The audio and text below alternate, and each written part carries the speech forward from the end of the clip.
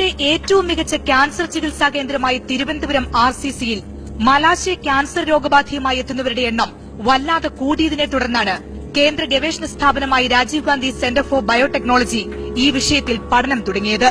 മലാശയ ക്യാൻസറുമായി RCCയിൽ ഈ വർഷം ചികിത്സ തേടിയെത്തിയ 100-ൽ 22 പേരും ചെറുപ്പക്കാർ, അതും 20-നും 30-നും ഇടയിൽ പ്രായമുള്ളവർ. 2014-ൽ 15-ഉം 2013-ൽ 11-ഉമായിരുന്നു ഈ കണക്ക്.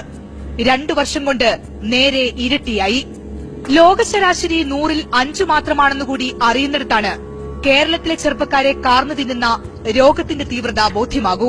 2014-15 ഭയങ്കര high rate of young population within 20 and 30 years ആണ് ഞങ്ങൾക്ക് സാമ്പിൾസ് കിട്ടിക്കൊണ്ടിരിക്കുന്നത്. ഇവർ ട്രീറ്റ്മെന്റ് കഴിഞ്ഞു പോയാലും they come back with a recurrence. വീണ്ടും ഈ ക്യാൻസർ ഒന്നീ ലിവറിലോ അതോ ലങ്ങിലോ അതോ ബ്രെയിനിലോ തിരിച്ചു വരുന്നുണ്ട്. സോ ഭയങ്കര അഗ്രസീവ് ആണ് യങ് പോപ്പുലേഷൻ നമ്മൾ കാണുന്ന ട്യൂമേഴ്സ്. പിന്നെ ഈ യങ് പോപ്പുലേഷനിൽ മെജോറിറ്റി ആർ ഹൈടെക് പീപ്പിൾ, ഈ ഒരുപാട് ഇരുന്ന് വർക്ക് ചെയ്യുന്ന ഹൈടെക്കീസ്. സോ അത് ഒരു ഭയങ്കര ഇമ്പോർട്ടന്റ് ഫാക്ടറാണ്. റെഡ് മീറ്റ്, ജനിതകമാറ്റം വരുത്തിയ കോഴിയിറച്ചി, ശീതളപാനീയങ്ങൾ, മൈദ കലർന്ന ആഹാരവസ്തുക്കൾ എന്നിവയിലെ വിഷാംശമാണ് റെക്ടൽ ക്യാൻസറിന് മുഖ്യ കാരണമെന്ന് പരീക്ഷണ ഫലം.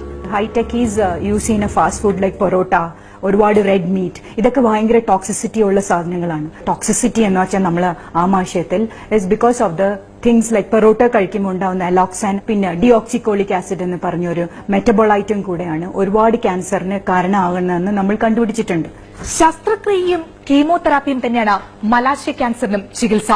പക്ഷേ കീമോയ്ക്കും റേഡിയേഷനും ശേഷം രോഗികളിൽ മരുന്നുകളോടുള്ള പ്രതികരണശേഷി കുറയുന്നുവെന്നും യുവാക്കളിൽ രോഗം ശക്തമായി തിരികെ എത്തുന്നുവെന്നും ഗവേഷകർ തെളിയിച്ചിരിക്കുന്നു.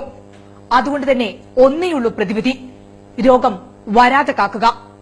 ക്യാമറാമാൻ സുരേന്ദ്രൻ നായർക്കൊപ്പം ജസ്റ്റിന തോമസ്, മനോരമ ന്യൂസ്.